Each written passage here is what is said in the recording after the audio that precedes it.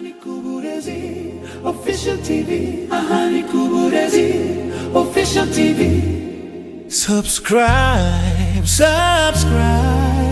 maze ibiganiro bizu. Hari aho mu nyanja ya Karibini ku kirwa cya Jamaica hari abaturage benshi babayeho ubuzima busanzwe ariko bafite inzu zangiritse, amashuri make n'abana badafite aho bigira neza. Abenshi ntibari bazi ko hari igihugu kiri ibirometero ibihumbi kure muri Afurika cyari kigiye guhindura ubuzima bwabo, igihugu cyitwa u Rwanda. Mu gihe cy'amezi abiri gusa abasirikare b'u Rwanda bageze muri Jamaica. Ntabwo bazanye intwaro, bazanye ubumenyi, umurava n'umutima wo gufasha. Bubaka amashuri, basana amazu, bafasha abana bafite ubumuga, ariko ikirenze ibyo byose bubatse icyizere hagati y'ibihugu bibiri bitari byarigeze bihura cyane mbere. Uyu munsi muri iyi documentaire tugiye kureba inkuru itangaje y'ubufatanye, inkuru igaragaza ko ubufatanye bushobora guhindura ubuzima bw'abantu. Isi igenda ihinduka, ibihugu byinshi byibaza uburyo byakemura ibibazo byabyo byonyine, ariko hari ibindi bihugu byahisemo inzira itandukanye, inzira yo gufasha abandi. Ingabo z'u Rwanda zizwi cyane mu butumwa bwo kubungabunga amahoro ku isi, ariko hari ikindi gice kitavugwa cyane, igice cyabo cyo kubaka no gufasha abaturage. Ni muri urwo rwego itsinda ry'inzobere mu bwubatsi mu ngabo z'u Rwanda ryagiye muri Jamaica gukorana n'ingabo zaho. Ntabwo byari urugendo rusanzwe, byari urugendo rwo kubaka ubuzima bushya ku baturage. Mu gihe cy'amezi abiri gusa ibintu byinshi byarahindutse. Abasirikare b'u Rwanda bafatanije n'ingabo za Jamaica bakoze ibikorwa byafashije abaturage benshi. Hari imiryango myinshi yari ituye mu nzu zangiritse, hari ababyeyi baryamaga bafite impungenge ko imvura ishobora gusenya inzu zabo, ariko ubwo abasirikare batangiraga gusana izo nzu byabaye nk'aho icyizere gishya cyari kigiye kubakwa. Inzu 62 zarasanwe ku miryango myinshi. Ibyo ntibyari ugusana amazu gusa, byari ugusana ubuzima bwabo. Ubu mu mashuri menshi abana bigiraga mu byumba bitameze neza, hari aho abana babaga benshi ku buryo bigorana kwiga neza, ariko itsinda ry'inzobere ryatangiye kubaka ibyumba bishya by'amashuri.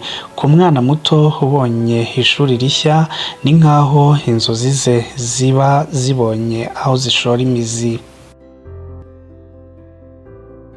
Ibi byahaye abana amahirwe mashya yo kwiga no gutekereza ejo hazaza heza. Mu bikorwa byakozwe hari igikorwa cyakoze ku mitima y'abantu benshi, gukora neza inzu y'abana bafite ubumuga. Aba bana akenshi baba bafite ibibazo byinshi mu buzima, ariko kubona aho bakirwa neza n'aho bigira neza ni intambwe ikomeye mu kubaha agaciro nk'abandi bana bose. Abaturage benshi bavuze ko ibyo bakoze byabakoze ku mutima cyane. Iyo umuntu yumvise ijambo ingabo akenshi atekereza intambara, ariko muri Jamaica abasirikare b'u Rwanda bagaragaye mu isura itandukanye, isura y'abubatsi, isura y'abafasha abaturage.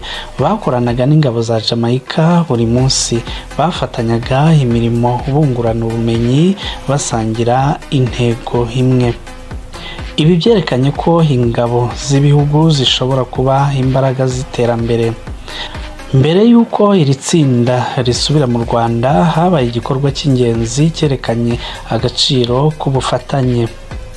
Colonel Deo Mutabazi, umujyanama mu bya gisirikare mu biro by'uhagarariye u Rwanda mu muryango w'abibumbye, ndetse akaba anahagarariye inyungu z'ingabo z'u Rwanda muri Jamaica nka Defense Attaché, yasuye umugaba mukuru w'ingabo za Jamaica. muri uru ruzinduko yamushyikirije ubutumwa bwa mugenzi we w'u Rwanda General Mubaraka Muganga. Ubu butumwa bwari bufite intego y'ibisobanuro bikomeye, gukomeza ubufatanye n'ubucuti hagati y'ibihugu byombi. Ni ubutumwa bugaragaza ko ibikorwa nk'ibi bidashira mu mezi abiri gusa, ahubwo bwubaka umubano urambye. Mu gihe isi ikunze kuvugwamo amakimbirane n'intambara, inkuru nk'iyi itanga icyizere, yerekana ko ibihugu bishobora guhitamo inzira y'ubufatanye aho guhitamo amakimbirane. Iyo abasirikare bubatse ishuri, iyo basannye inzu z'abaturage, iyo bafashije abana bafite ubumuga, baba bakoze igikorwa kirenze kure ibikorwa bya gisirikare, baba bubatse amahoro n'icyizere.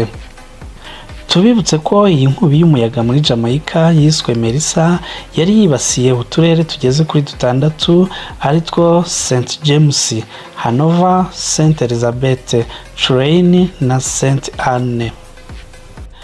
Inkuru y'ubufatanye hagati y'u Rwanda na Jamaica itwigisha ikintu gikomeye cyane, ko nubwo ibihugu byaba bitandukanye mu muco, amateka cyangwa intera, bishobora guhurira ku kintu kimwe gusa: ubumuntu. Iyo ibihugu bifatanije, bishobora kubaka amashuri, bishobora kuzamura ubuzima bw'abaturage, bishobora kubaka amahoro arambye. Isi ikeneye ubufatanye nk'ubu kurushaho, kuko ejo heza ku isi ntihubakwa n'igihugu kimwe gusa, hubakwa n'ibihugu bifatanije.